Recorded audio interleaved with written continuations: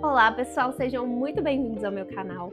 Meu nome é Natália Valentim, eu sou designer de interiores e hoje nós vamos conversar sobre estágio, sobre como que você pode começar a atuar na área ainda como estudante de design de interiores. Eu vim trazer um pouco da minha perspectiva de quem já foi estagiário e atualmente de quem contrata estagiários. O que que a gente busca, algumas dicas e também compartilhar um pouco da minha experiência. Gente, a primeira oportunidade de estágio que eu tive, infelizmente, foi muito frustrante no aspecto de aprendizado. Por que que eu digo isso? O primeiro estágio que eu tive, eu acredito que o escritório que me contratou, ele realmente precisava de uma mão de obra mais qualificada do que a de um estagiário. Não é desmerecendo os estagiários, mas para quem está começando, sabe que a gente não tem a desenvoltura necessária nos programas, nos softwares, a gente está começando, a gente precisa aprender e a gente precisa de um suporte. E nesse estágio que eu tive essas questões, a designer ela não tinha conhecimento no programa, que era o SketchUp, e ela exigia dos estagiários uma agilidade, uma rapidez na entrega. Então, às vezes, ela mandava só o levantamento ali que ela fez e já falou: Ó, eu preciso dessa modelagem, essas são as referências, eu preciso que você me entregue até o final do dia.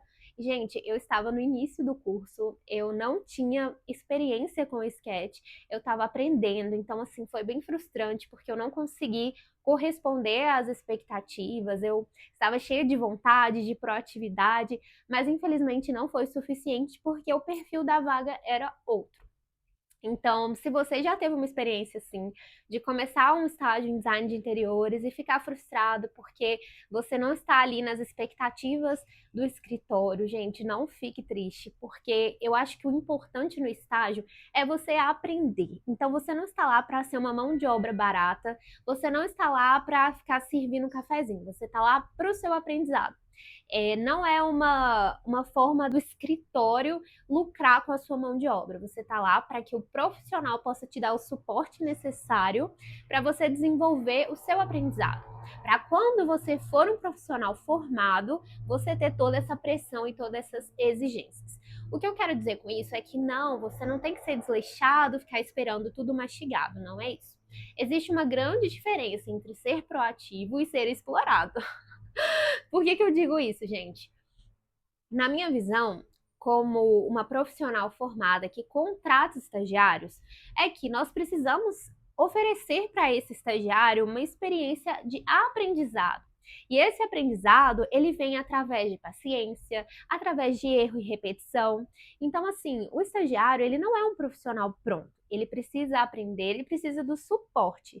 E eu acho que é muito importante, pelo menos é assim que eu organizo, né, aqui no meu escritório, que o estagiário ele passe por várias etapas do projeto. Eu não acho que é interessante para o aprendizado do aluno que ele fique focado só em modelagem de SketchUp, só em renderização, só em moodboard. Não, ele precisa passar pelos vários processos do escritório. Então, ele precisa aprender como funciona um briefing, então acompanhar o briefing, acompanhar uma medição, acompanhar a modelagem também é importante, mas não só isso. Ele precisa aprender a fazer um executivo, aprender a como se portar numa reunião.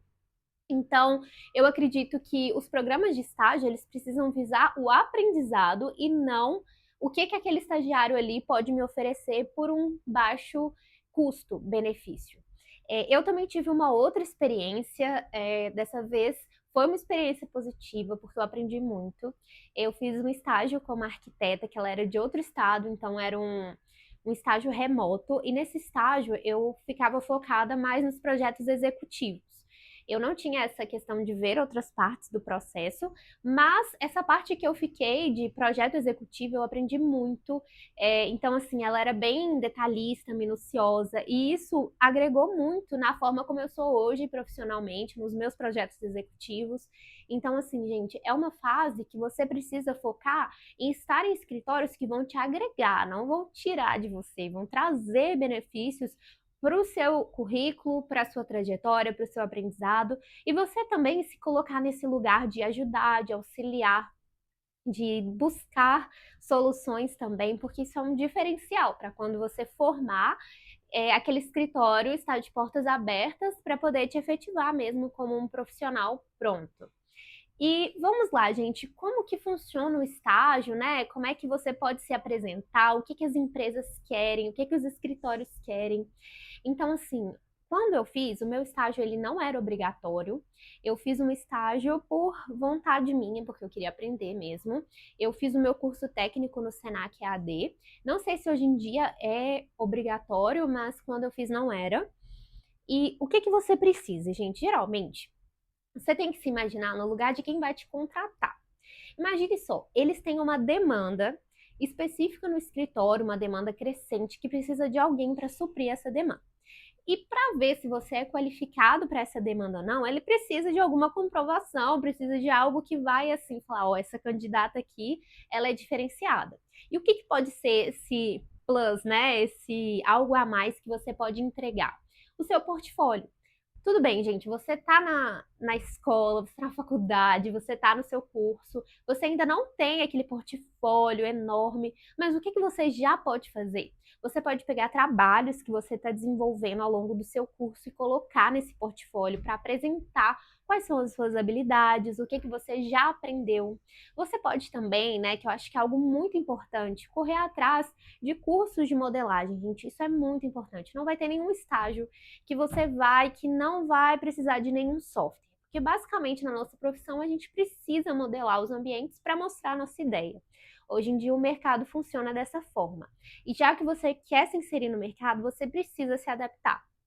Então busca um curso de SketchUp, um curso de projeto executivo, um curso de layout, um curso de render.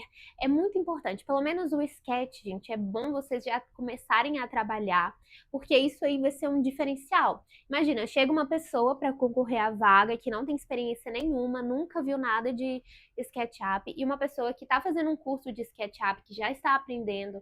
E, gente, eu não digo aqui você ser super desembolado e rápido. Se for, é ótimo, mas a gente sabe que quando a gente está aprendendo, nós temos as nossas limitações. Mas se você mostra que você está fazendo um curso de SketchUp, que você está se esforçando, que você está treinando, que você já tem alguns modelos ali para apresentar, isso aí mostra que você é o perfil de candidato que é proativo, que vai se envolver nas atividades. É aquele famoso, eu não sei, mas eu aprendo. Eu não sei fazer, mas eu sei aprender. E é isso que as pessoas que estão contratando precisam, pessoas que têm essa habilidade de aprender, essa boa vontade. E, gente, montar um portfólio, eu montei o meu no Canva e ficou assim super básico no início, era o que eu tinha do curso, eu coloquei lá, os cursos que eu estava fazendo por fora também eu coloquei no meu portfólio. E eu me apresentava na entrevista, uma coisa que eu acho que é muito importante, você saber se apresentar no momento da entrevista. Para muitas pessoas vai ser a primeira experiência como entrevista de trabalho, então procura estar com a sua aparência bem organizada. O que que eu quero dizer com isso? Você está com uma roupa adequada, você colocar uma maquiagem leve ali para mostrar que você se importa com aquela vaga, que aquele escritório é importante para você. Porque, querendo ou não, gente, você pode ter o seu currículo, o seu portfólio super bacana, mas se você não sabe se comunicar, não sabe trazer uma imagem que reforce o que você tem por dentro, isso aí é a primeira impressão que o designer, o arquiteto vai observar. Então, olha, ela se arrumou para a reunião, então ela se importa, né, com o nosso escritório, com essa vaga, é algo importante para ela. Então, são pequenas coisas que vão juntas fazendo uma grande diferença na hora de você ser selecionado ou selecionada. E, gente, a duração do estágio é de no máximo 2 anos. Então, deu 2 anos, você precisa ir para outro escritório, ou no caso, né, se você formar, quem sabe você possa ser efetivado. As cargas horárias variam muito, então pode ser estágios de 4 horas, estágios de 6 horas, depende muito da vaga. E como a nossa área permite essa mobilidade de fazer tanto o estágio online como presencial, você pode estagiar com pessoas que são de outros estados, né, como aconteceu comigo. Isso agregou muito, gente, porque eu aprendi coisas que eu sou de Belo Horizonte, mas eu aprendi coisas que pessoas de outros estados, né, faziam na decoração, por exemplo, rodapé. Aqui em Belo Horizonte não é tão comum a gente ver o rodapé embutido, e lá todos os projetos eram com rodapé embutido, e aí a gente teve essa troca. O estilo de decoração dela também era diferente do que eu estava acostumado. Geralmente ela fazia decorações mais clássicas e eu estava acostumada a fazer mais decorações contemporâneas. Então, tudo isso, essas diferenças, elas agregam muito para o nosso conhecimento. Tenha em mente, gente, que o objetivo de vocês no estágio é aprender, é absorver o máximo possível, é trazer tudo que você aprendeu no estágio para a sua vida profissional. Então, mesmo se você não for trabalhar como autônomo, você precisa desses conhecimentos, porque quando você estiver formado e for trabalhar realmente como design de interiores formado, você não vai ter a oportunidade que o estagiário tem de errar tanto, de aprender tanto. Então, aproveite esse momento para absorver o máximo possível. Mas esteja atento, gente, não seja explorado, sabe? Foque no que é bom para você, no que vai te agregar. Então, esteja atento a essas vagas aí, não aceite qualquer coisa, porque com certeza, né, se você está buscando por esse vídeo, por esse conhecimento, você é uma pessoa muito dedicada, muito organizada e merece ser valorizada desde o seu estágio. E mais uma questão que eu queria trazer para vocês: se você às vezes não quer fazer um estágio ainda, você já teve experiência de estágio, mas você quer uma outra oportunidade aí no mercado de trabalho como design de interiores, a gente tem a opção de trabalhar como freelancer. Eu já fiz alguns freelancers de render, de modelagem, então, eu acho que é muito interessante. Se você começar a aprender mesmo o sketch e a renderização, ou até mesmo o projeto executivo, você pode se lançar no mercado como um freelancer. E como é que funciona, para quem não está muito familiarizado com o termo? Você vai oferecer os seus serviços para outros profissionais, como arquitetos, designers de interiores, para outros escritórios. E esses profissionais, eles vão contratar você não como um cargo fixo, mas para demandas específicas do escritório. Então, de vez em quando eu contrato freelancers aqui no meu escritório também para fazer modelagem. Então, assim, se você às vezes tem essa desenvoltura, você pode começar a cobrar por projetos. Então, faz essa modelagem para mim, quanto que você cobra por projeto executivo, porque realmente, gente, é uma demanda para quem tem um escritório. Do nada surge uma demanda muito grande de projetos, que é maravilhoso, mas a gente precisa, né, desembolar, tem o prazo do projeto, então a gente corre lá, chama um freelancer. Então, assim, é uma oportunidade muito legal. Aonde você pode encontrar essas vagas? As vagas que eu encontrei, eu achei na internet. Então, eu jogava lá no Google estágio design de interiores e lá tinha algumas oportunidades. Existem algumas páginas também no Instagram que são dedicadas a divulgar essas vagas. E também grupos, muitas faculdades, muitos cursos, eles têm grupos ou portais onde você pode ver as vagas disponíveis, porque aí os escritórios entram em contato diretamente com essas universidades, com essas faculdades, para poder divulgar a vaga deles. E aí você precisa ficar atento, perguntar aí na sua faculdade, aonde que eu vejo o portal de vagas? E começa a se inscrever, gente, começa a mandar seu currículo, coloca lá no seu currículo tudo o que você sabe fazer. Eu tô fazendo um curso de sketch, eu tô fazendo um curso de render, eu tenho um inglês bom. Às vezes isso pode ser um diferencial para você. Então coloca tudo, coloca uma fotinha sua, porque eu gosto de ver as fotos das pessoas que se candidatam. Então coloca uma fotinha sua, mais profissional, coloca o seu portfólio bem caprichado, não esquece de colocar também seu endereço. Existem outros vídeos aqui no YouTube focados, né, nessa parte mais burocrática, mais técnica de como montar um currículo, então dá uma pesquisada nesses vídeos.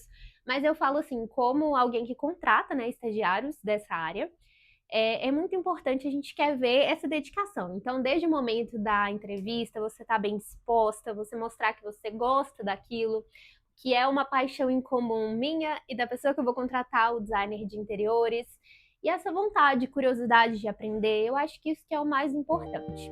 É isso, gente. Espero que esse vídeo tenha te ajudado. Se você ficou com dúvidas, quer perguntar alguma coisa específica, pode me mandar lá no Instagram que eu respondo vocês. Pode deixar aqui nos comentários também que eu respondo vocês. Inclusive, eu queria mandar um beijo muito grande para todos vocês que vêm me procurar no Instagram, que viram meus vídeos. Eu tenho muito a agradecer. Eu fico muito feliz que os vídeos possam estar ajudando outras pessoas. E é isso, gente. Até o próximo vídeo. Um beijo!